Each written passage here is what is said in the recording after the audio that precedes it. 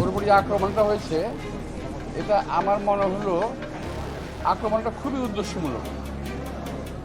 এটা আমার কাছে মনে হচ্ছে না যে এটা একটা মারামারির মধ্যে কিংবা পিটাপিটির মধ্যে ঘটনা ঘটে গেছে। আমরা তো জীবনে এই ধরনের বহু ঘটনা ফেস করেছি তো আমরা, এই ধরনের একটা অমানবিক মানে আঘাত ওর আমার মনে হয় গলার উপরের মাথার যে অংশটা এটা বোধ হয় ভিতরে কী অবস্থায় আল্লাহ বলতে পারে। আমি শুধু দেখলাম যে যেটা রক্তপাত দেখানো হচ্ছে মাঝে মাঝে নাক দিয়ে, তো অবস্থাটা খুব একটা ভালো আমার মনে হচ্ছে না।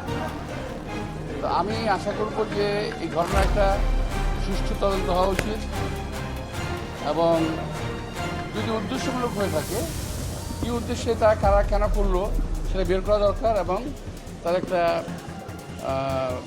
বিচার একটা হওয়া দরকার যদি উদ্দেশ্যমূলক হয়ে থাকে। তবে মারের যে ধরন যে প্রকৃতি দেখলাম এটা আমার মনে হয় না যে এটা খামাখাই হয়ে গেছে, এটা একেবারেই উদ্দেশ্যমূলক ছিল। যাই হোক, যেটা হয়েছে এখন আমরা কিছু করতে পারবো না। আমি শুনলাম সরকার সদয় হয়েছে, বলেছে যে তাকে বিদেশে পাঠাবে। তো বিদেশে পাঠানো যে কথাটা শুনলাম খুব ভালো লাগলো, কিন্তু এখনও পাঠানো হয়নি, এটা আমার কাছে ভালো লাগলো না। এখন আমি জানলাম বললো যে আজকে এবং গতকাল এবং আজকে বন্ধ দিন। এই ধরনের একটা ঘটনায় বিশেষ ব্যবস্থায় তাকে বিদেশে পাঠানোর একটা প্রক্রিয়া করা উচিত। এটা হলো এক নাম্বার। আর সেকেন্ড হলো যেখানে পাঠাবে বিদেশে পাঠিয়ে দিলাম সব কিছু শেষ হয়ে গেল, এটা কিন্তু বিষয় না। আমার বিষয় হলো ওর কোথায় ইঞ্জুরি হয়েছে, আমাদের দেশের ডাক্তাররা এটাকে বের করতে পেরেছে, সেই ইঞ্জুরির ট্রিটমেন্ট বিশ্বের যে দেশে ভালো হবে আমি মনে করি সেই দেশে নেওয়াটাই বেটার। ইতিপূর্বে আমাদের এক সময় পাঠানো হয়েছিল প্রক্রিয়া অনুযায়ী এবং বের করা হয়েছিল কোন জায়গায় আঘাতপ্রাপ্ত এবং কোথায় ট্রিটমেন্ট ভালো হবে। বিদেশে পাঠিয়ে দিলাম কোথাও এক জায়গায়, তাহলে কিন্তু হবে না। যদি উদ্দেশ্য থাকে ভালো করার, তাহলে যেখানে ট্রিটমেন্ট করলে ভালো হবে সেখানে তাকে ট্রিটমেন্ট করতে দেওয়া উচিত। অনেক ভালো ভালো জায়গা আছে। আমি যেটা আমার সাধারণ জ্ঞান এই বয়স্ক যেটা দেখেছি, আমি এই বয়সে এই ট্রিটমেন্টটা খুব প্রপারলি হবে যদি পশ্চাত্যের কোনো দেশে করা হয়। বিশেষ করে এই ট্রিটমেন্টটা আমি এটা আমাকে আবার কেউ ভুল বুঝবেন না, আমি যতটুকু আমার জ্ঞান আছে বলছি, এই ট্রিটমেন্টটা সবচেয়ে বেস্ট যদি জার্মানিতে পাঠানো হয়। ওই সিঙ্গাপুর ব্যাংকক এই সমস্ত ট্রিটমেন্ট আমি মনে করছি না খুব একটা ভালো হবে। বিকজ আমি সিঙ্গাপুরের পেশেন্ট, সিঙ্গাপুর ট্রিটমেন্ট করি, ব্যাংকক আমি ট্রিটমেন্ট করি, দেখেছি আমি। তো যাই হোক, সরকার ভালো বুঝবে।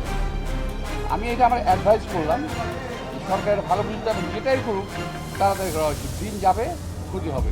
ওই যে পরিমাণ অ্যান্টিবায়োটিক পাচ্ছে এখন, এই অ্যান্টিবায়োটিক তার শরীরে বেশি দিন নিতে পারবে না। এটা আমার সামনে ডাক্তাররা আছে, আমি ওকে আলাপ করেছি, তারা কথা বলেছে। তো আমি ডাক্তারি কোনো প্রেসক্রিপশন দিতে চাই না। আমি চাই তুমি ভালো হোক, আল্লাহ তাকে সুস্থ করে তুলুন এবং দেশের কাজে লাগবে। আমাদের দেশে জন্য অনেক কাজ করেছে, তো ও আবার আমাদের মাঝে সুন্দরভাবে ফিরে থাকবে। তো এই জন্য সরকারকে আমি অনুরোধ জানাবো যেখানেই হোক ট্রিটমেন্ট করার জন্য তাকে একটা ভালো জায়গায় এবং ভালো তত্ত্বাবধানে দয়া করে পাঠিয়ে দিয়ে ক্ষান্ত হবেন না, এবং ভালো একটা তত্ত্বাবধানে যে তাকে যেন রাখা হবে। সবাইকে ধন্যবাদ। ভাই, নূরের উপর হামলা হয়েছে, এরপর মুক্তির ভাইয়ের উপর হামলা হয়েছে, বেশিরভাগ বিরোধী আন্দোলনে সক্রিয় থাকা শীর্ষ নেতাদের উপর একের পর এক হামলা হচ্ছে, এইটাকে কীভাবে দেখছেন? এই কথাটা আমি কিছুদিন আগে শুনেছিলাম যে টার্গেট করে কিছু লোককে হামলা করা হবে, এটা বেশ মাঝখানে আগে শুনেছিলাম আমি। তো এটা শোনা কথা। তো এখন যেটা দেখছি যে এই যে কয়েকটা হামলা হয়ে গেল, এই হামলাগুলো কিন্তু সেটারই একটা লুৎফরকে মারা হয়েছে, একটা সব লোককে মারা হয়েছে, আমরা ফিক্টোরিয়া করছি। কিন্তু এই হামলাগুলো সরকারকে এখন দেখা দরকার করতে বলছে। যদি না হয় আমরা বুঝবো সরকার বোধহয় ধরে রাখতে পারছে না, তাদের কমান্ড ধরে রাখতে পারছে না।